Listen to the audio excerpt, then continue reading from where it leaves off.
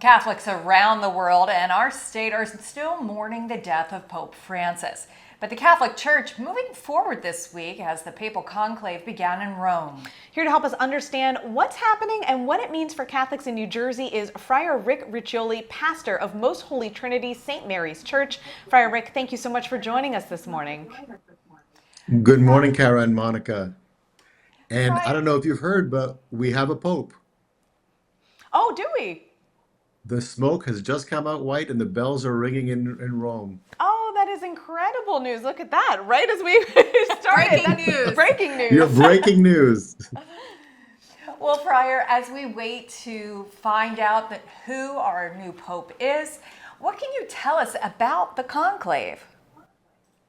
Well, the conclave is I've heard a lot of people talk about how mysterious and secretive it is. It's more of a spiritual exercise. It's a gathering of the cardinals who are eligible to vote, and they reflect on who they feel the church is called, who the church needs right now, and we believe that they're inspired by the Holy Spirit, but it's not magic, right? The Holy Spirit touches them in their wisdom, in their intelligence, in their experience, their knowledge of the church, and hopefully working together with the Holy Spirit, they pick a person who is best called to lead the church. Now, speaking of that, Friar Rick, there's been some chatter around a few American cardinals as candidates for the next pope. In your opinion, how likely is that? Highly unlikely. Um, there, Bishop Tobin, Cardinal Tobin of Newark, would be an excellent pope. I think he's a wonderful man. But I think in the world, the United States is perceived as very powerful, and I think that combination of power with the papacy would be a lot for some people to see. Friar, what can you tell us about the values that think the cardinals are looking for in this now new pope? Will they be looking for someone, or have they been looking for someone with more contemporary motivations, or someone who's a little bit more conservative? It's a mixed bag. I think what I've been hearing is that the cardinals have been saying they need somebody who could continue both the outwardly focused vision of Pope Francis, the evangelizing, the welcoming, the hospitality. And perhaps some people have said, maybe a little bit clearer. Sometimes Pope Francis got himself in trouble by being kind of off the cuff. And, he's a Jesuit, a very smart man. But sometimes there could be some miscommunication. So maybe a balance of the two, but definitely the church needs somebody who can connect to people in a way that they can understand what we're offering and what the message of Jesus Christ is. Friar Rick, that kind of brings me to our next question.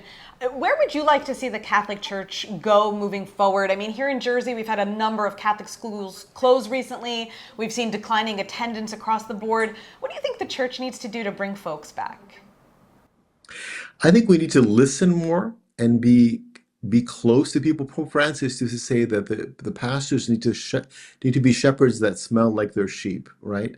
So perhaps being less in our rectories and less in our convents and friaries and more on the street with people and listening to their experience. The scriptures today, this morning for Mass, were about Philip being inspired by the Holy Spirit to walk along with this eunuch and get to know him and share the journey and then bring the message. I think that's kind of what we need to do to really be close to people and connect with them and get to know them and then bring them the good news of Jesus.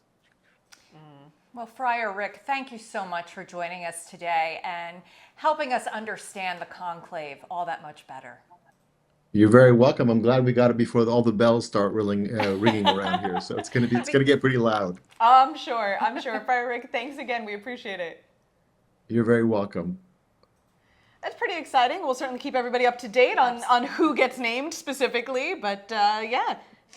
It will be really interesting, especially because I was actually at the Vatican when Pope Francis passed away. I was at the last papal mass, and it was everywhere I went and everyone I spoke to, whether they were non-Christians, Muslim, Jews, along the rainbow. Atheists.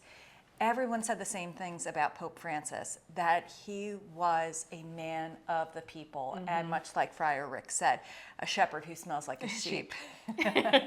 Very interesting to see. Yeah, we're looking forward to it.